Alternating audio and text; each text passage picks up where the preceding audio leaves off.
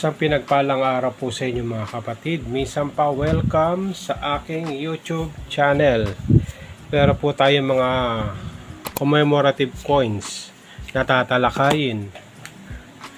Ito po yung mga nabili ko sa Lazada. Pero ka ba nito mga ganitong coins? So, talakayin po natin.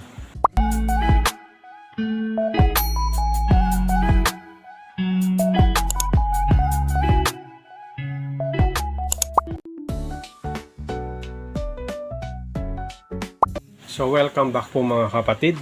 Bagamat medyo maulan araw po na dumating sa atin noong nakaraan araw, salamat po tayo sa Panginoon dahil andito pa rin po tayo sa biyaya ni Lord na malakas at pinagpagpala. Sa mga kapatid po natin na patuloy na sumusubaybay sa aking YouTube channel, magandang araw po sa inyo. Bagamat wala pong pasok ang mga kabataan at maging sa mga nagkatrabaho po natin itong linggong to, ay salamat dahil patuloy na andun yung provision ng ating Panginoon sa ating mga pangangailangan, no? Shout out po sa mga kapatid po natin, sa mga coin collector, mga senior citizens, sa mga OFW po natin at sa mga patuloy na sumusubaybay sa aking YouTube channel.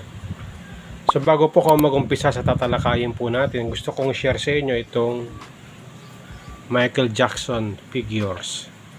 Ayan. Medyo maganda po yung kanyang. Ayan, Michael Jackson figures. Dalawang klase po siya. Ito po yung siya ay nagko-concert. Ayan. So tinignan ko po sa online kung magkano po yung presyo ng mga ganitong figures, no? So bawat isa po pumapalo po siya ng 400 to 600. Ayan, sa mga ganitong mga figures Michael Jackson. Meron ka ba nito? Ito sa isa sa mga koleksyon ng aking nabili dito po sa amin sa San Fernando, Pampanga. Ayan. Ang susunod naman po itong kay, kilala nyo ba ito? Si Marilyn Monroe. Ayan. Marilyn Monroe figures. So meron ka ba nito? Ito po ay noong unang panahon na sumikat siya. Mga I think 1970s o 80s. Si Marilyn Monroe. Kilala niyo po ba siya? So tinignan ko po sa online kung magkano po ito. So nasa $400. Mahal, no? So ito po ay nung nabili ko po dito sa San Fernando. Ito po ay gawa sa Korea, no? So yung pinakita ko po sa inyong online kung magkano ang presyo nito. Hindi ko po alam kung saan ginawa po yun. Pero yun po ang kanyang presyo sa online, nasa 400 kay Marilyn Monroe. Isa sa mga koleksyon na aking nabili dito po sa amin sa San Fernando. Ayan. So dumako po tayo sa coins na aking nabili dito sa Lazada. Ayan. Yung iba rito ay na-share ko na sa aking mga nakaraang video. Ayan, gusto ko lang po i-share sa inyo sa mga baguhan po natin. Kasi ito po yung nabili ko po sa Lazada. Hindi ko lang alam kung available pa po ito kasi matagal-tagal ko na to eh. Mga 2 years ko na po itong nabili. Ito po ay yung sa Titanic. Ayan, RMS Titanic.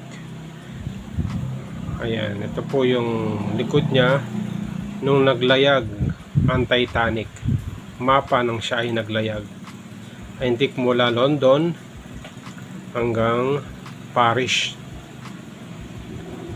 or Canada. Kung di ako nagkakamali, no? So, ito po, no? RMS Titanic. Isa sa magandang koleksyon na aking nabili. Ayan, nakalagay na po siya sa capsule, coin capsule, para mapanatiling maganda ang kanyang kondisyon. Ayan, pangalawa naman po itong B-Coins.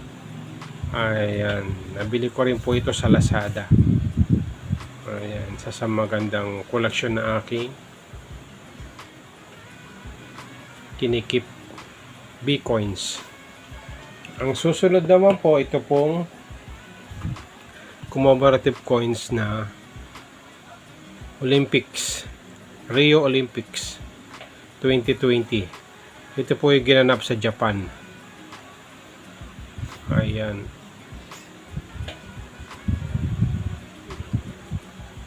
Tokyo 2020 Olympic Game. Ayan, isa sa magandang koleksyon na aking nabili.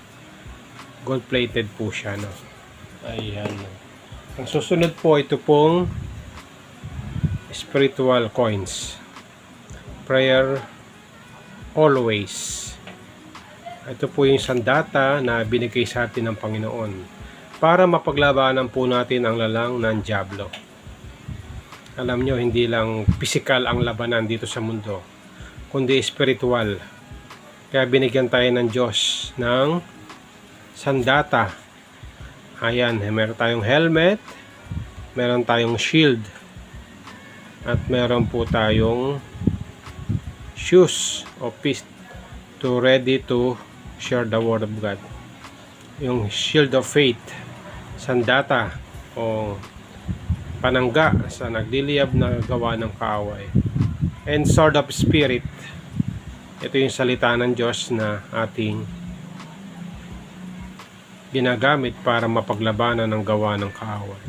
At ang huli, breastplate of righteousness, baluti ng pagkamatuwid. Ayan po yung coins na aking na-share sa inyo. Meron din po akong tinapik nito dito po sa Armor of God coins. Isa sa magandang koleksyon na aking nabili.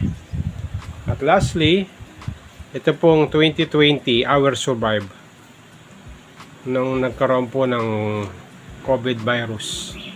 COVID-19 dito po sa ating bansa, nagkaroon po siya ng commemorative coins dito po sa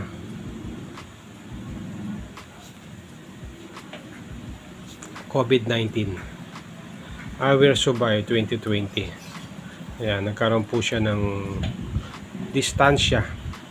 Ayan, ito po yung mga virus sa paligid. Ito po yung face mask na ginagamit po natin, no? Ayan, COVID-19 coronavirus. Kung makita nyo po, no, ito po ay